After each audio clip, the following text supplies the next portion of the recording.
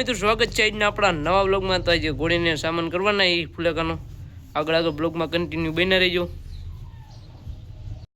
સામાન પડ્યો ઘોડીને લગાડી દે હમણાં।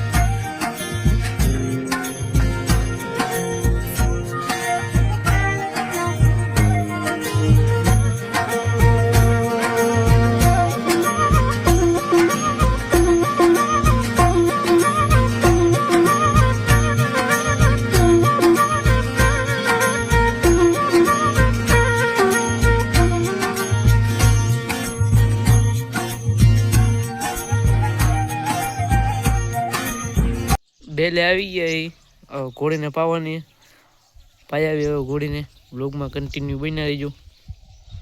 આવી ગયા હવે વગેડા ઘોડે પાણી પીએ।